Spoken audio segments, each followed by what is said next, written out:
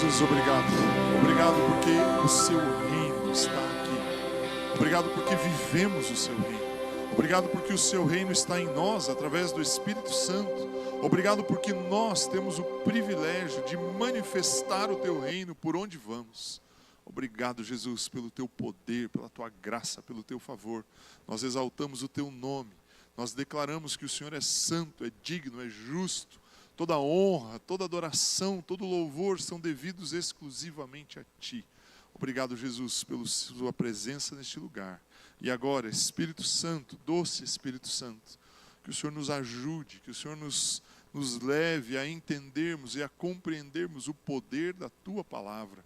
E que a Tua Palavra transforme as nossas vidas. Que a Tua Palavra seja uma semente, que ela encontre em nossos corações um solo fértil. E que ela possa germinar, crescer, se multiplicar, produzir frutos a partir de nós. Pai, em nome de Jesus, nós exaltamos e glorificamos o Teu nome. E neste momento, Pai, abrimos os nossos corações para recebermos a Tua Palavra, em nome de Jesus. Amém. Aleluia. Antes de você se assentar, sei que nós não estamos em muitos aqui, talvez um pouco distante um do outro, mas saia do seu lugar, cumprimente alguém. Não sente sem dar um aperto de mão, um sorriso, um abraço para outra pessoa que está aí perto de você.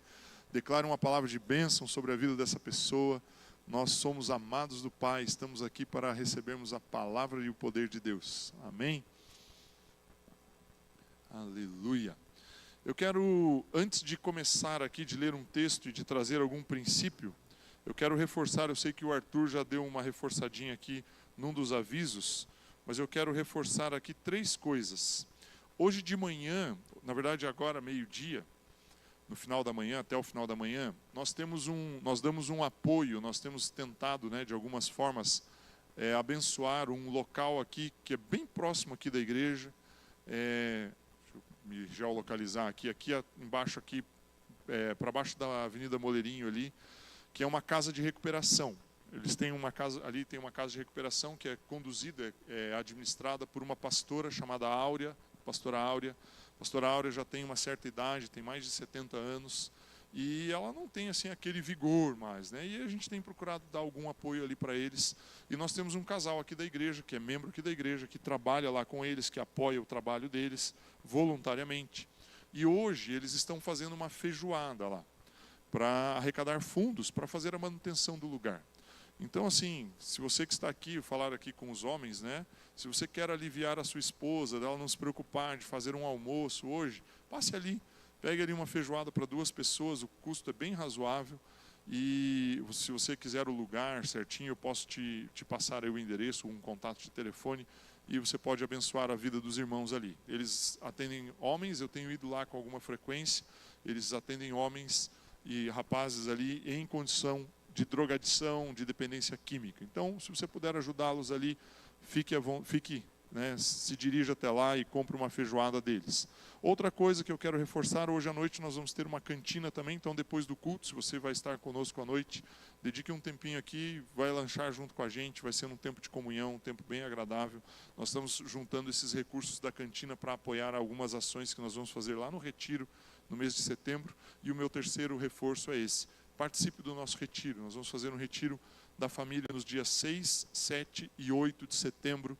Vai ser um tempo extraordinário. Eu não sei, meu irmão, eu não sei. Assim, alguma coisa extraordinária, bem extraordinária vai acontecer nesse tempo lá. Tem algo assim, uma impressão, eu te digo, no meu espírito, que vai acontecer algo diferente ali. Vai ser algo extraordinário. Não sei, eu não sei o que é, não consigo te dizer. Está meio nebuloso na minha mente natural, mas no meu espírito está muito certo. Está muito claro.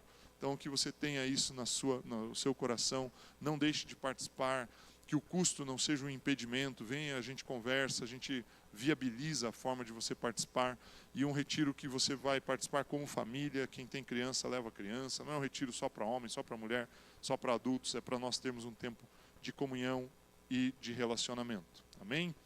Agora deixa eu começar aqui minha mensagem, quero que você abra um texto comigo, em Ezequiel capítulo 37. Quem é cristão, quem frequenta uma igreja regularmente, conhece bastante esse texto. Já ouviu provavelmente algumas mensagens. Eu mesmo aqui na igreja já preguei, umas 2 ou 3 vezes aí talvez umas 2 vezes sobre esse texto. Mas eu quero fazer talvez um complemento, não, um complemento acho que não é a palavra certa, mas uma sequência. 3 semanas atrás o Leonardo pregou aqui sobre nós colocarmos, aonde nós devemos colocar os nossos olhos, aonde nós devemos focar, aonde nós devemos posicionar os nossos olhos. E ele trouxe aí a respeito, né, em resumo assim, bem, em poucas palavras, em Jesus e na palavra de Deus. Isso deve entrar. Os olhos são a luz do nosso corpo, eles iluminam a nossa alma, iluminam o nosso espírito, e é aí que nós devemos olhar. E isso traz uma mudança em nós. Então eu quero que você ponha os seus olhos sobre esse texto de uma forma um pouco diferente. O texto diz assim, deixa eu ver lá que versão que eles estão usando para a gente falar a mesma língua aqui. Então, vou ler aqui, Ezequiel 37, vou ler do versículo 1 até o 14. Tenha um pouquinho de paciência aí comigo, que a leitura fica um pouquinho mais longa. O texto diz: Veio sobre mim a mão do Senhor, e ele me levou pelo Espírito do Senhor e me deixou no meio de um vale que estava cheio de ossos.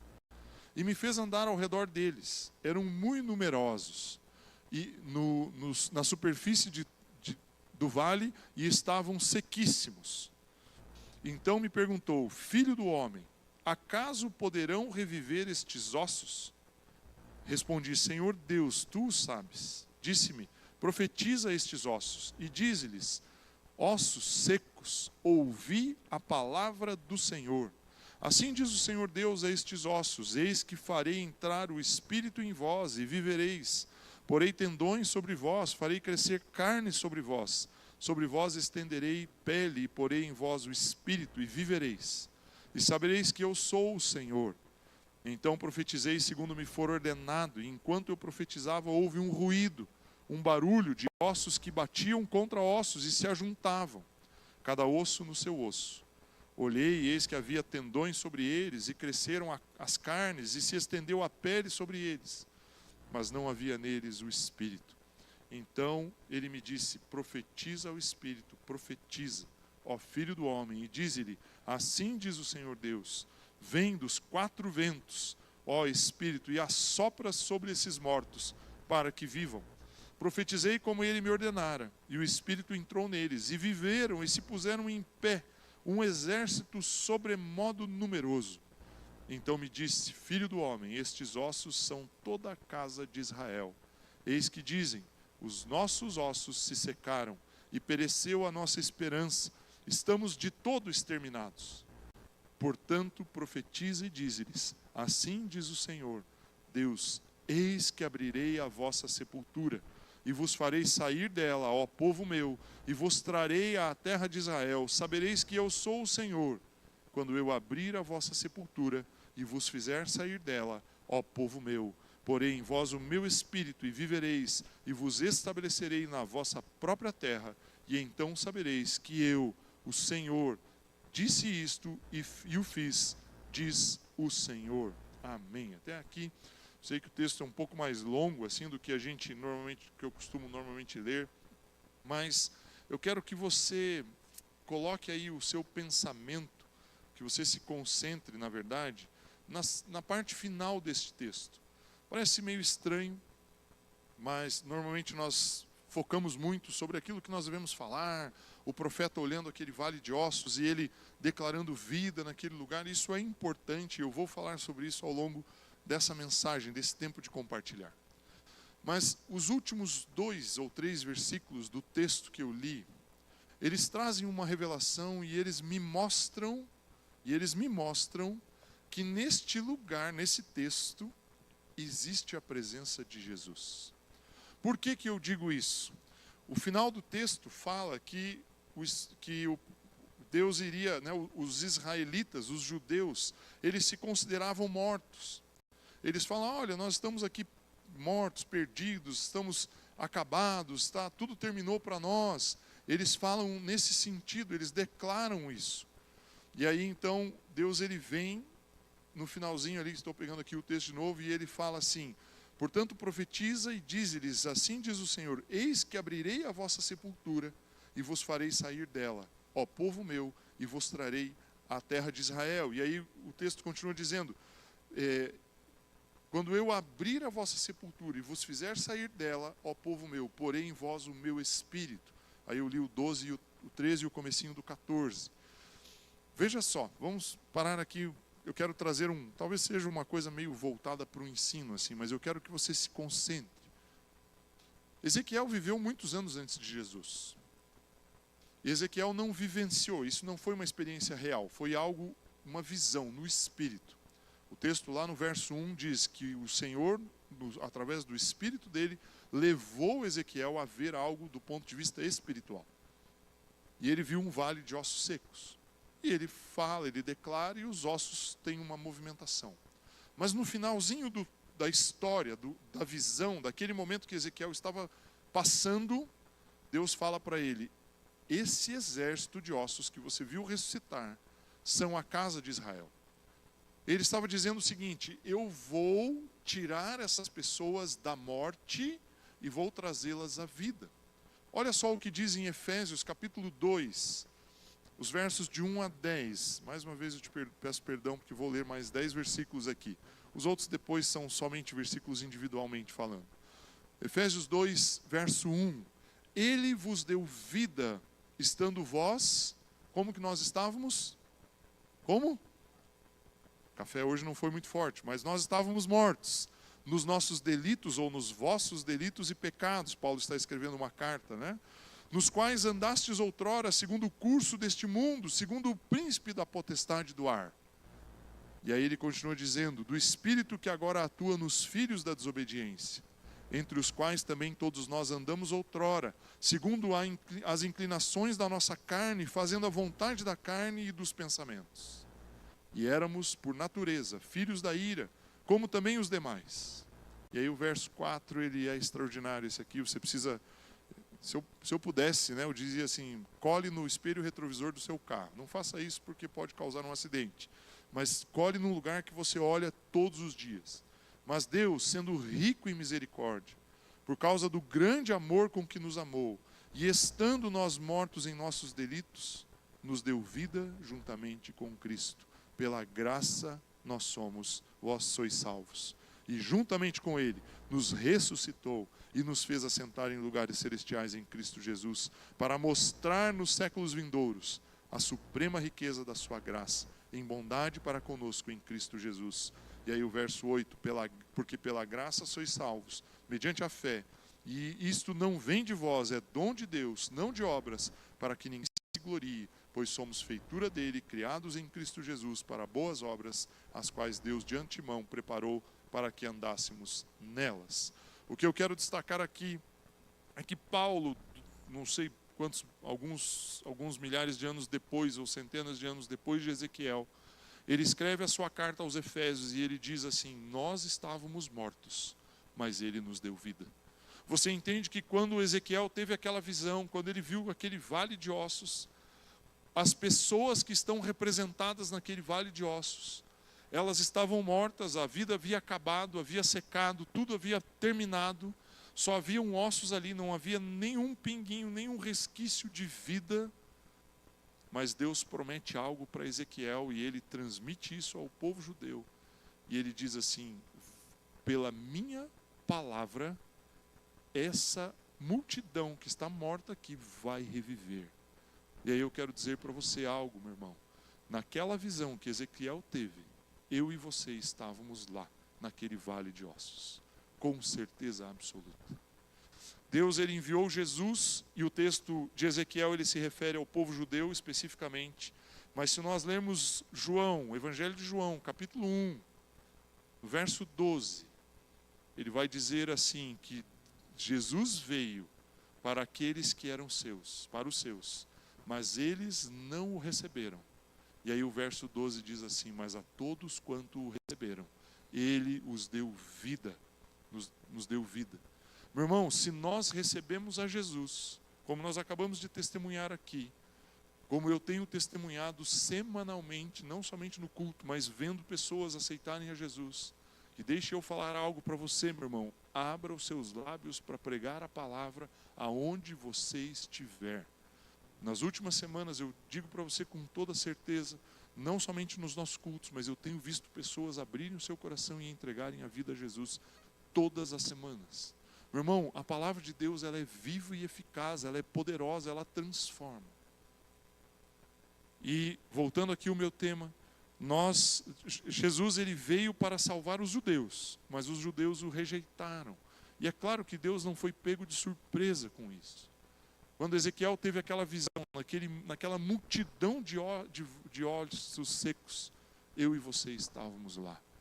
Quando Ezequiel profetiza vida naquele lugar, nós recebemos vida. Quando Ezequiel declara para a nação de Israel que Jesus viria, claro que ele não usa essa expressão, ele não fala esse nome, ele não fala essa palavra, mas que Deus providenciaria uma forma de que os israelitas, os judeus, saíssem do túmulo, deixassem de estar num estado de mortos, eles ressuscitassem. Deus estava falando com Ezequiel a respeito do que Jesus faria. Por isso que Efésios 2:1 é um complemento, é como se fosse uma panela aqui, panela e tampa. Porque Paulo ele diz assim, ele nos deu vida, estando nós mortos nos nossos delitos e pecados. Quando Ezequiel profetiza, ele traz vida sobre um vale de ossos secos, que é parte da nossa vida. Nós estávamos ali. Mas existe uma chave, eu não gosto de usar a palavra segredo, né? Porque se fosse segredo, era segredo, ninguém ia poder saber, né? Mas existe uma coisa que conecta isso. Ezequiel, para trazer vida naquele lugar, ele precisou declarar a palavra de Deus. Vamos voltar lá no texto. O Neto, acho que é o Neto que está lá em cima, né, Neto? Põe para nós lá Ezequiel 37 de novo, por gentileza. 37:1. O texto, ele fala aqui, ó, veio sobre mim a mão do Senhor, ele me levou, tal, e ele traz aqui no verso 2, e me fez andar ao redor deles, eram muito numerosos, então ele me perguntou, poderão viver esses ossos? E ele ficou ali meio na dúvida, né?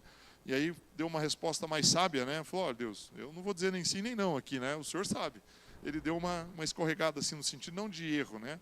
Mas tipo, ele não tinha certeza e ele sabia que estava falando com Deus. E aí então o verso 4 diz assim, disse-me ele, disse o Senhor, né, a Ezequiel, profetiza estes ossos e dize-lhes, ossos secos, ouvi, o que eles precisavam ouvir? A palavra de quem? Meu irmão, não existe vida em outro lugar senão na palavra. Meu irmão, você pode fazer curso de psicologia, você pode fazer PNL, programação neurolinguística, você pode fazer um monte de coisa. Todas as coisas pelas quais a maioria delas provavelmente em algum momento da minha vida eu passei. Em alguma atividade, em algum trabalho, em algum curso, em algum treinamento eu passei. Eu só vou te dizer uma coisa, eu só encontrei vida na palavra de Deus. Não existe vida em outro lugar.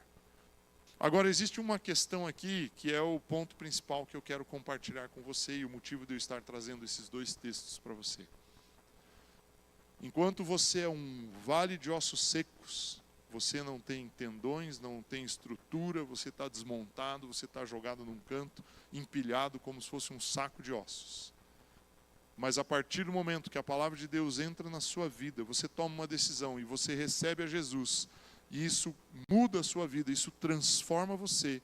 E aí as coisas começam a se conectar, a fazer sentido, osso batendo em osso, o tendão se esticando sobre os ossos, o tecido, né, a carne, o tecido muscular cobrindo os tendões, cobrindo os ossos, a pele se formando, e aí você passa então a ter uma estrutura. Essa estrutura, o texto de Ezequiel diz que ela não tinha vida. Imagina que cena estranha. Na visão dele, né? Tenta de uma forma lúdica imaginar. Um monte de ossos, aquele vale de ossos, assim, de repente os ossos se movimentam, eles constroem um corpo, um esqueletinho ali, né, um bonequinho. E aí esse bonequinho, esse esqueleto começa a se formar. Ele forma uma pessoa, eu imagino que tenha ficado em pé, mas não tem vida, um exército. E aí então, um pouquinho mais para frente no texto aqui, Deus fala, verso de número 9, então ele me disse, profetiza ao Espírito, profetiza ao Filho do Homem, e dize-lhe, assim diz o Senhor Deus, vem dos quatro ventos, ou uma outra tradução diz, vem dos quatro cantos, ó Espírito, e sopra sobre esses mortos para que vivam. Meu irmão, você precisa em todas as coisas, e aí eu vou entrar aqui no que eu entendo como sendo o ponto principal do que eu vou te falar. Você precisa entender que até você receber Cristo Jesus, você estava morto. Colossenses vai dizer que nós estávamos no império das trevas, éramos escravos do diabo. E aí Paulo escrevendo lá, ele diz que Deus nos transportou, Ele mudou, Ele tirou você de um lugar, Ele pegou você e mudou você de lugar, tirou você do império das trevas e trouxe para um reino de amor. E Ele te deu vida para fazer isso. Efésios, Paulo, no capítulo 2 que nós lemos, diz que nós estávamos mortos nos delitos e pecados, e aí nós temos vida. E a partir do momento em que você tem vida, a vida que está em você é a mesma vida que foi soprada sobre aqueles mortos na visão de Ezequiel. A vida que está em você é a mesma vida que ressuscitou Jesus Cristo daquele túmulo, naquele domingo de manhã, naquele primeiro dia da semana de manhã. A vida que está em você é a mesma vida que Deus soprou sobre Adão, sobre Eva, quando Ele os criou. É o Espírito de Deus que está em você.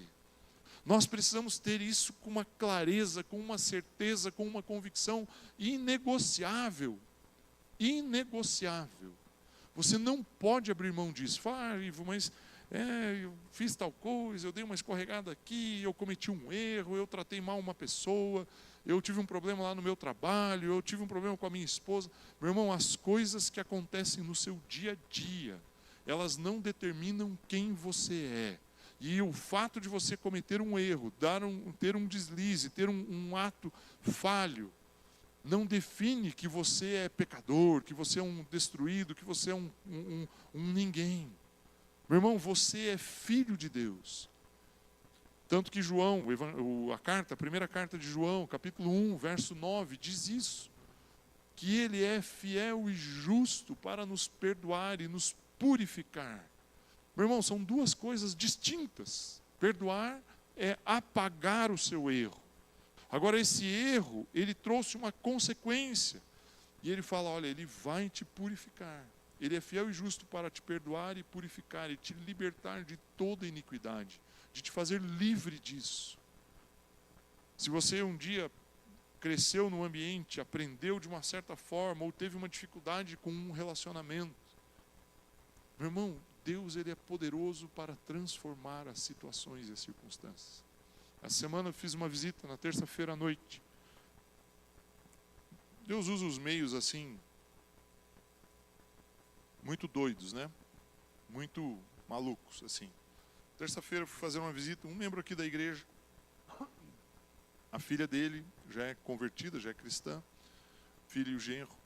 Mas, assim, uma vida muito torta, assim, com muitos erros. Frequentam uma igreja, são membros de uma igreja evangélica aqui em Maringá, mas uma vida muito virada, assim, bem complexa, assim, envolvimento com drogas, com álcool, brigas, coisas confusas, assim, bem confusas mesmo. E aí, 2 domingos atrás, exatamente 2 semanas atrás de hoje, no final da manhã, o rapaz, 40 e poucos anos, 42, 43 anos, sofreu um AVC, dentro de casa. Domingo, na cozinha, caiu no chão, aquela coisa toda horrível, assim. E aí, então, chama o SAMU, toda aquela parafernália, leva para o hospital, atende. Por um milagre, né? Foi um AVC isquêmico, onde só interrompe o fluxo, né? Não rompe uma artéria. E aí medicaram, fizeram um trombolítico. Quarta-feira à noite ele estava liberado. Ficou 3 dias no hospital, 2 dias na UTI, 1 dia e meio lá no quarto, e aí liberaram ele. Fazia mais ou menos uns 3 anos que ele não conversava com o sogro, que é a pessoa que me chamou para ir lá fazer a visita. A primeira coisa que ele fez quando chegou em casa, ligou para o sogro e falou, olha, preciso te pedir perdão. E aí, algumas outras coisas foram sendo restauradas ao longo dos dias, e aí, nessa semana, o irmão que é membro aqui da igreja falou, preciso ir lá fazer uma visita para ele me ligou pedindo perdão, não quero ir sozinho. Eu fui junto com ele lá. Muito estranho, assim, né? O ambiente muito engraçado, né? O sogro nunca tinha ido na casa da filha. Cara, eles moram aqui, dentro da cidade. Por um problema no relacionamento. E aí eu cheguei lá, o rapaz falou assim, perguntou assim, de alguma forma, como que o senhor se converteu? Você veio pela dor, veio pelo amor? Eu falei, meu irmão, isso não existe. Jogue fora isso daí. Esse pensamento, ele é errado. Eu quero te dizer uma coisa, quem tentou te matar foi Satanás. Aliás, leia João 10:10. Ele veio para matar, roubar e destruir. Ele queria te matar. Mas o nosso Deus, Ele nos ama tanto, que Ele pega um ato de Satanás, que é de destruição, e transforma isso num ato de restauração. Você está restaurando aqui um relacionamento. Você está se comprometendo aqui diante de mim, diante do seu sogro, com a sua esposa, de ter uma relação diferente com ela. Você está se comprometendo aqui diante de mim que você não vai se envolver mais com drogas ou com álcool. E o que eu quero te dizer aqui para você é, Deus, ele pega uma situação, uma coisa que parece uma morte, parece uma tragédia. E é uma tragédia do ponto de vista humano. Mas ele transforma isso em vida. Diante de uma situação que nós não... Às vezes nós olhamos para aquilo e falamos, o que eu faço com isso? Deus, ele é um Deus de vida, meu irmão. Deus, ele é um Deus que olha para um vale de ossos secos e diz, aqui vai haver vida. Ah, mas logicamente isso é impossível. Do ponto de vista natural, isso é impossível. Não tem jeito. Meu irmão, Deus não é um Deus natural. Do ponto de vista de natureza humana. A natureza dele é viver no extraordinário. Só que eu falei uma coisa aqui para você, eu não sei o quanto você conseguiu conectar, mas você estava lá naquele vale de ossos secos. E quando aquele profeta profetiza vida, e a vida vem sobre eles, a vida veio sobre você. Você teve a sua vida restaurada em Cristo Jesus, como Efésios 2 diz, ali de 1 a 10. E o Espírito Santo está em você. E a partir dessa posição, e aí é o que o Mauro ministrou na semana passada a respeito de justiça, a partir dessa posição de justiça que nós estamos, aí sim, aquilo que eu declaro no poder e na autoridade do nome do Senhor Jesus. Eu vi muitas mensagens ao longo da minha vida, e como eu falei, eu mesmo já preguei mensagens sobre Ezequiel 37, onde sempre, ou a grande maioria das vezes, e algumas vezes que eu mesmo preguei, ou sempre que eu ouvi uma mensagem, a concentração fica assim, não, declare a palavra. Isso é um fato, é uma verdade. Mas ao tomar essa posição de que você foi ressuscitado nele, e de que o Espírito dele soprou sobre você e entrou na sua vida, aí você declara a palavra a partir dessa posição. Isso faz uma diferença enorme no resultado de você declarar a palavra. 2 semanas atrás eu compartilhei um pensamento aqui, eu falei, olha, o que eu estou falando às vezes dá uma sensação, ou pode dar uma impressão para você de que é um papo meio de coach, assim. Mas não é pensamento positivo, não. Não, é você ter uma convicção e saber que Deus é Deus, Ele é verdadeiro, Ele é único, Ele é santo, Ele é reto, Ele é justo, Ele criou todas as coisas. Ele nos criou, Ele nos formou e Ele enviou o Seu Filho para morrer por nós, para nos reconectar, para nos reconciliar com o Pai. E ao fazer isso, Ele enviou o Seu Santo Espírito para habitar em nós. E a partir daí, a partir desse estado, desse lugar, a partir dessa posição, o que você declara gera vida. O que a gente vê às vezes, né, na internet, vê nos coaches aí da vida, muitas vezes é pensamento positivo, é você ter um posicionamento, é você trabalhar com as emoções das pessoas, é você jogar um pouquinho para o lado negativo, para depois puxar para o positivo. Meu irmão, 99% das vezes é técnica de psicologia, 99% das vezes. E não tem algo espiritual. Não tem algo ali que vá transformar, que vá passar um gume, uma faca, assim, e dizer, olha, aqui é espírito, aqui é alma. Exceto quando tem a palavra de Deus. Hebreus 4:12, eu estou citando aqui para você, que diz que a palavra de Deus é viva e eficaz, mais cortante do que uma espada de 2 gumes, capaz de discernir entre espírito e alma, juntas e medulas, e ela entra e ela penetra profundamente com uma precisão enorme. Apenas com a palavra de Deus existe vida, não existe outra forma. E aí então a gente traz o texto de Ezequiel de novo, com essa ótica, e por isso que eu falei, eu quero que você hoje olhe de uma forma diferente para esse texto. Tudo que ele fez, tudo que ele declarou, tudo que ele executou ali naquela visão, dependia de uma coisa, dele estar movido pelo Espírito. Tanto que o texto começa dizendo isso, veio sobre mim a mão do Senhor, e ele me levou pelo Espírito do Senhor, e me deixou no meio de um vale que estava cheio de ossos, e me fez andar ao redor deles. Eram muito numerosos na superfície do vale, e estavam sequíssimos. Às vezes a gente tem um sonho, né? Um sonho bem humano, assim, bem natural. E fala, ai Deus, minha vida podia ser assim, ser assado, podia acontecer isso, eu podia ganhar isso, ou receber aquilo outro, ou do meu trabalho eu podia conseguir aquilo lá. E nós sempre pensamos isso. E se você não pensa isso, parabéns, mas eu tenho certeza que em algum momento isso passa na sua mente. podia perder um pouquinho mais de peso, podia não sei o que. Sempre a gente está pensando e desejando alguma coisa. Sempre, sempre, sempre, sempre, sempre, sempre. Mas muitas vezes nós não entendemos porque estamos sendo colocados em lugares que parecem um deserto ou um lugar seco. Não que eu esteja dizendo que você tem que passar por um deserto, não é isso. Mas o que eu quero dizer é que, independente do lugar que você está, existe uma palavra de vida na sua boca. E aí você pode usar essa palavra de vida para transformar aquele lugar. Nessa visita da terça-feira, eu vendo os dois conversando, mais ou menos uns 50 minutos eu só ouvi eles ali, o casal. E ao longo da conversa, infelizmente, né, mesmo cristãos andando numa vida cristã, tentando acertar, eu ouvi frases assim, essa aí é muito brava, tudo que eu faço briga comigo, porque já não sei o quê, porque já um dia recolheu os filhos e foi embora. Esse daí é isso e aquilo, sabe? Palavras assim. Muitas e muitas vezes nós trazemos palavras de maldição sobre nós mesmos. Muitas e muitas vezes declaramos, eu estou desanimado, eu estou cansado, eu não quero seguir, eu não consigo, eu não posso. Quantas vezes você já não falou isso? Quantas vezes você já não falou isso dentro de um relacionamento em que você diz, não tem mais como ir adiante? Quantas vezes você profetizou sobre a sua própria vida, algo que não era da vontade ou da direção de Deus sobre você? O que eu estou dizendo aqui para você é, entendendo a sua posição, independente do lugar onde você está, pode ser no meio de um vale de ossos secos, existe vida em você. E você precisa declarar vida onde você está.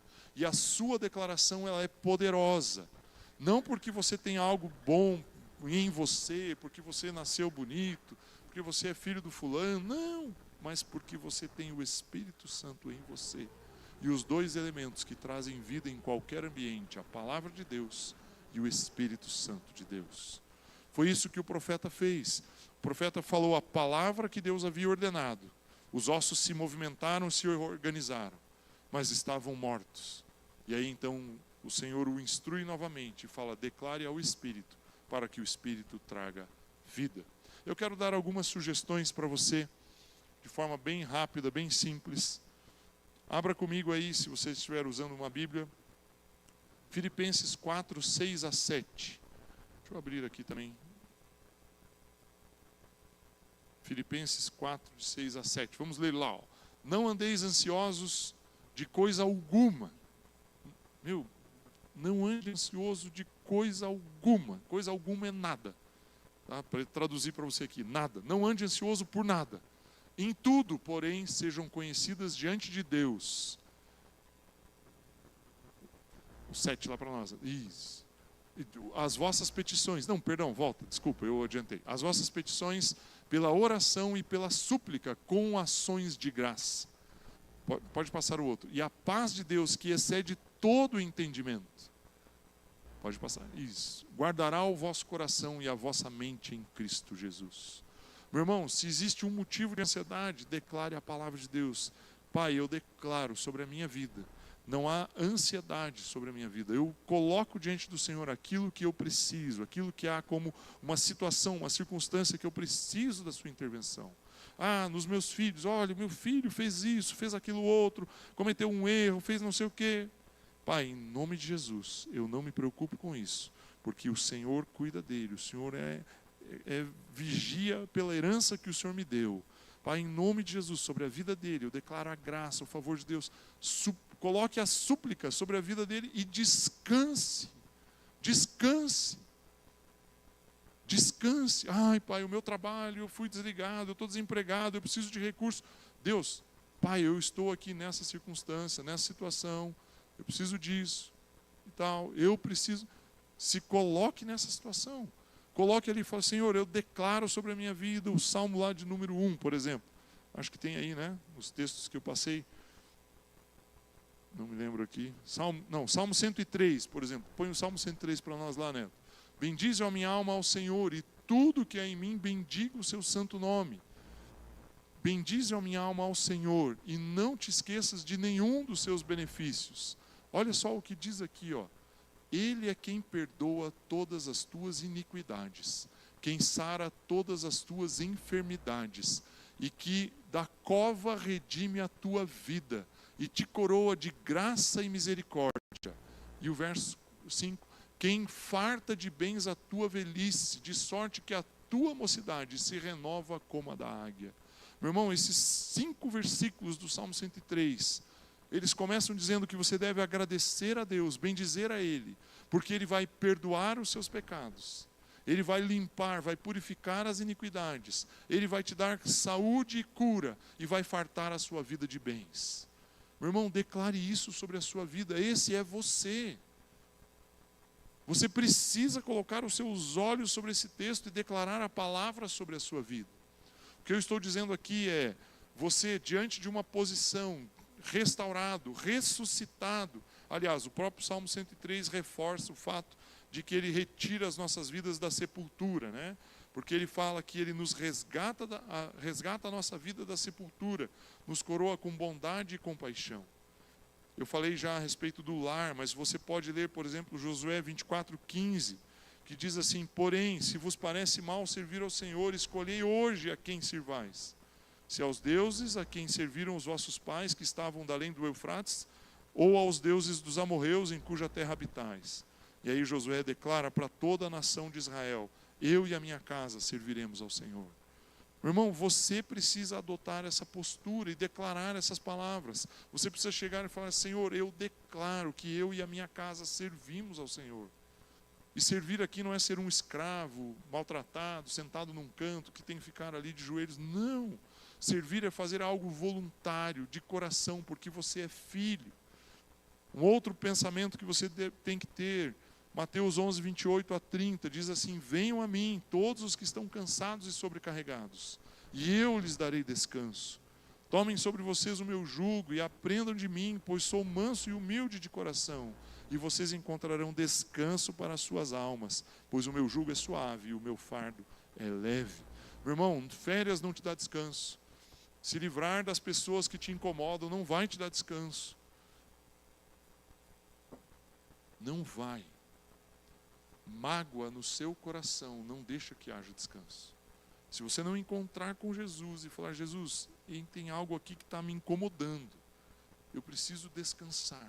E aí Mateus diz isso, o texto que eu acabei de ler: coloque diante dele, o descanso vem dele. E uma coisa que eu acho extraordinária nesse texto, bom, Jesus sabia muito bem o que estava falando. Ele disse que nas nossas almas nós vamos descansar. Isso quer dizer, meu irmão, que você vai ter paz. Não queira separar aí e falar: eu aceitei a Jesus, o meu espírito está pronto, mas a carne é fraca. Eu sei que isso acontece, Satanás vai tentar você. Mas o que o texto de Mateus que eu acabei de ler diz, é que você vai ter descanso na sua alma. Não tem angústia, não tem falta de paz, não tem palavra que pessoas digam para você que venham a te ofender, porque você tem descanso na sua alma, se você estiver centrado nele. Vou ler de novo o texto. Venham a mim, todos os que estão cansados e sobrecarregados, e eu lhes darei descanso. Tomem sobre vocês o meu jugo, e aprendam de mim, pois eu sou manso e humilde de coração, e vocês encontrarão descanso para as suas almas, ou na versão que está ali, para a vossa alma, pois o meu jugo é suave e o meu fardo é leve.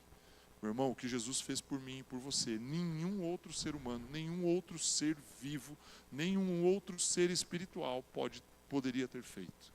Descanse nele. Então, diante de uma situação difícil, de um problema, de uma circunstância, seja no trabalho, em casa, com os filhos, com a esposa, olhe para esse texto e fale: Pai, Espírito Santo, Jesus nos prometeu, eu quero estar neste lugar de descanso. Eu quero trazer sobre a minha vida o jugo de Jesus, o que Ele prometeu a mim. Eu não vou entrar aqui no detalhe, senão a gente não termina hoje. O que é o jugo de Jesus? O que é essa justiça feita por nós, em Cristo Jesus? O fardo dele é leve.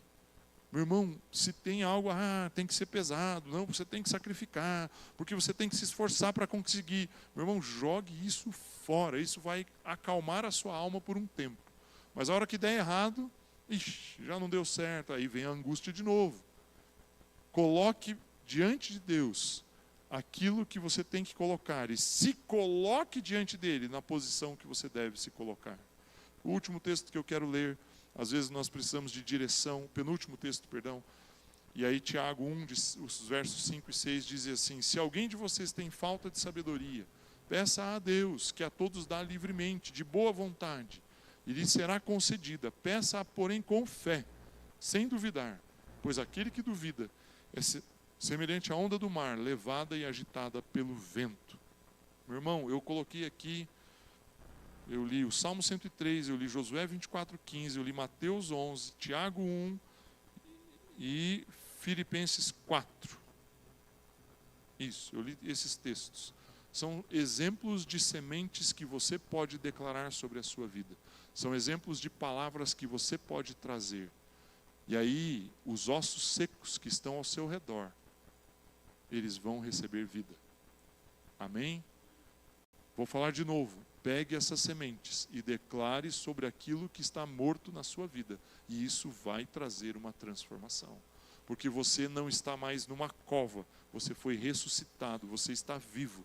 Você tem o Espírito de Deus sobre você. E aquilo que você declara tem poder sobre a sua vida, tem poder sobre o seu ambiente, tem poder sobre a sua casa, tem poder sobre o seu trabalho, tem poder sobre as pessoas que estão ao nosso redor.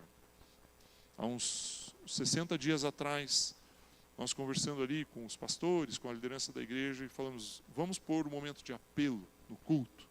De novo, pouco mais de 60 dias. Vamos pôr, não vamos pôr, tem que fazer, não tem que fazer. E aí no dia 14 de junho, quando nós tivemos o aniversário da igreja aqui, 14 e 15, aquele final de semana, nós falamos, vamos fazer o apelo. A partir desse domingo, nós vamos ter o apelo todos os domingos. Eu não contabilizei, meu irmão, eu não fiz uma continha aqui. Mas eu te digo que vários domingos tiveram pessoas que aceitaram a Jesus. Aquilo que nós declaramos acontece. Aquilo que nós... mas teve vários domingos ou teve vários momentos de culto que falou e ninguém correspondeu. A rede nós lançamos, meu irmão. A responsabilidade de colocar os peixes ali não é nossa, é dele. Então tenha certeza disso. A palavra de Deus precisa ser declarada. E eu quero que você fique de pé, por gentileza. Quero chamar os irmãos do louvor, da música, para virem aqui à frente. E eu quero ler um último texto, mas com você em pé.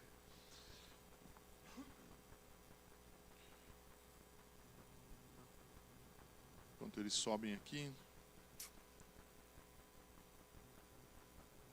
O texto está em 2 Coríntios, capítulo 4, os versos 17 e 18. Ele diz assim: porque a nossa leve e momentânea tribulação produz para nós um eterno peso de glória, acima de toda comparação. Talvez o texto aí seja um pouquinho diferente. Na medida, olha só, preste atenção no verso 18. Na medida em que não olhamos para as coisas que se veem, mas para as que não se veem, porque as coisas que se veem são temporais, mas as que não se veem são eternas. Meu irmão, coloque os seus olhos sobre aquilo que é eterno. Ezequiel, ao olhar sobre o vale de ossos secos, ele não ficou falando, são ossos secos, não tem vida, está tudo quebrado, está tudo desmontado, está tudo solto. Isso era o que ele estava vendo. O que ele declarou ali era o que ele não estava vendo. Ele declarou vida. Eu vejo vida. Eu vejo vida, eu vejo um exército, eu vejo pessoas. Meu irmão, eu vejo cada cadeira dessa com uma pessoa sentada. Eu vejo pessoas aceitando a Jesus em cada culto. Eu vejo pessoas vindo aqui entregando as suas vidas a Jesus em cada culto, em cada reunião que nós fizermos. Meu irmão, isso é o que eu vejo. Ivo, mas aqui só tem cadeira vazia, ou grande parte delas vazia. Eu não vejo assim. Ivo, então você é um negacionista. Do ponto de vista espiritual, você pode me considerar um negacionista mesmo. Porque eu não vou declarar aquilo que eu estou vendo, eu vou declarar aquilo que o Senhor colocou no meu coração para declarar. E o que Ele colocou no meu coração para declarar é vida sobre esta igreja local, é vida sobre a igreja evangélica cristã de Maringá, é vida sobre cada pessoa que passa aqui na frente. Meu irmão, vou dar um alerta para você. Se prepare para ver pessoas aqui que você não encontraria em outro lugar, em outra igreja. Se prepare para ver pessoas aqui que você não encontraria em outra igreja. Este lugar vai receber pessoas que precisam do amor de Jesus. E por isso nós estamos aqui. Não queira encaixotar o que Deus vai fazer. Porque virão pessoas que a sociedade rejeita. Ou a sociedade exclui. E elas virão aqui. E aqui elas vão encontrar um amor que é eterno, que é permanente, que vai trazer salvação sobre a vida delas. Isso é o que nós temos declarado sobre este lugar. A cada semana, a cada momento de oração, nós declaramos: Deus, em nome de Jesus, Satanás não tem direito de prender essas pessoas. E ele vai soltá-las, ele já soltou. E os anjos do Senhor trarão essas pessoas aqui. Se nós convidarmos, elas virão. Se nós não convidarmos, elas virão. Porque quem tem interesse nessas vidas, não sou eu, não é você, é o Pai. Ele tem interesse nessas vidas. E elas estarão aqui. E elas serão amadas pelo Pai. Porque elas são amadas por aquilo que Jesus fez. Mas nós precisamos crer. E você só declara aquilo que você crê. Meu irmão, eu vou ler mais uma vez. 2 Coríntios 4,18. Na medida em que não olhamos para as coisas que se veem. Eu não olho para aquilo que eu vejo. Você percebe que o texto está dizendo? O objeto, o fato, ele está diante dos meus olhos, mas eu não olho para ele. E aí o texto ele continua dizendo: mas para as que não se veem, porque as coisas que se veem são temporais, elas são passageiras, mas as que nós não vemos são eternas. Eu olho o amor de Deus sobre a vida de cada um de vocês. Eu olho o amor de Deus sobre cada pessoa que está passando na rua ali, que poderia estar aqui dentro. Eu olho o amor de Deus sobre cada membro, cada participante desta igreja. E é isso que eu desejo sobre as nossas vidas. Eu quero declarar que uma multidão, que milhões de pessoas ouvirão essa mensagem. Não a minha pregação, não o que eu estou falando aqui. A mensagem de vida que Deus colocou sobre a vida delas. E eu quero finalizar este culto com um texto que eu vou declarar sobre a sua vida. E eu gostaria que você recebesse isso com o coração aberto. E eu quero dizer assim, que o Senhor te guiará continuamente. Ele fartará a tua alma até em lugares áridos. E Ele fortificará os teus ossos. Você é como um jardim regado. Você é como um manancial cujas águas nunca faltam. Os teus filhos vão edificar antigas ruínas e vão levantar fundamentos para muitas gerações. E você será chamado, e você é chamado, reparador de brechas e restaurador dos caminhos, para que o lugar onde você vive se torne habitável. Meu irmão, você só pode ser isso que eu declarei se você tiver vida, e a vida só vem em você através de Cristo Jesus. Este é o único jeito. Ele é a fonte da água da vida. Se existe água em sua vida, se existe vida em você, é porque Ele gerou vida e deu a você. Ele é o centro de todas as coisas. E nós seremos milhões de pessoas. E eu não estou me referindo a este espaço, a este lugar, ou a esta placa de igreja. Eu estou dizendo do cristianismo de um modo geral, de nós sermos cristãos. Eu estou me referindo àquele exército que Ezequiel viu e profetizou.